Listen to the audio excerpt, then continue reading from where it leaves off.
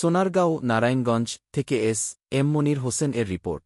নারায়ণগঞ্জের সোনারগাঁওয়ে সোনারগাঁও সরকারি কলেজের অনার্স ২০২৪ হইতে ২০২৫ শিক্ষাবর্ষের শিক্ষার্থী শায়মা আক্তার মিম ২২ এর হত্যাকারী ঘাতক স্বামী রায়হান ও তার সহযোগীদের ফাঁসির দাবিতে সোনারগাঁও সরকারি কলেজের সহপাঠী শিক্ষার্থীরা বিক্ষোভ মিছিল ও মানববন্ধন করেছেন।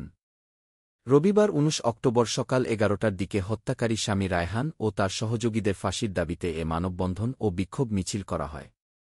শিক্ষার্থীরা একাধিক ব্যানার ও ফেস্টুন নিয়ে বিক্ষোভ মিছিল বের করেন। এ সময় বিক্ষোভ ও মানববন্ধনে অংশগ্রহণ শিক্ষার্থীরা বিচার চাই স্লোগান দিয়ে কলেজ থেকে বের হয়ে প্রায় ১ কিলোমিটার রাস্তা পেরিয়ে ঢাকা-চট্টগ্রাম মহাসড়কে অবস্থান করে এ মানববন্ধন কর্মসূচি পালন করেন।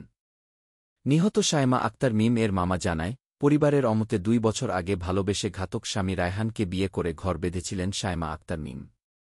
গত ১৪ অক্টোবর মঙ্গলবার সন্ধ্যায় উপজেলার মোগরাপাড়া ইউনিয়নের কাইকারটেক সেতু এলাকার ব্রহ্মপুত্র নদীর পাশে ঝোপের ভেতর থেকে তার লাশ উদ্ধার করেছে পুলিশ। নিখোঁজের ৪ দিন পর লাশ উদ্ধার করা হয়। পুলিশ বলছে, হত্যার পর লাশ বস্তায় ভরে ঝোপে ফেলে রাখা হয়েছে। লাশ উদ্ধারের পরই তার স্বামী রায়হানকে গ্রেপ্তার করেছে পুলিশ।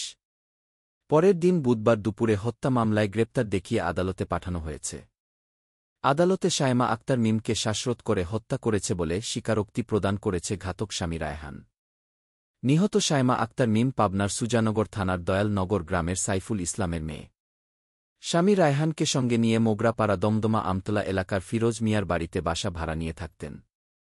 গত ১০ অক্টোবর শুক্রবার সকাল ১০টার দিকে বাসা থেকে বের হয়ে আর ফিরে আসেননি শায়মা আক্তার মিম। এরপর থেকে নিখোঁজ ছিলেন। বিভিন্ন স্থানে খোঁজাখুঁজি করেও কোনো সন্ধান না পেয়ে মঙ্গলবার সকালে সোনারগাঁও থানায় সাধারণ ডায়েরি জিডি করেন তার স্বজনরা।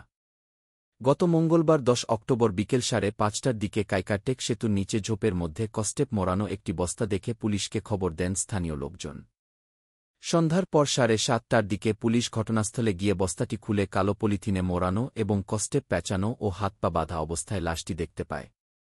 খবর পেয়ে নিহতের মামা খোকন শেখ সাগর এসে লাশটি শনাক্ত করেন।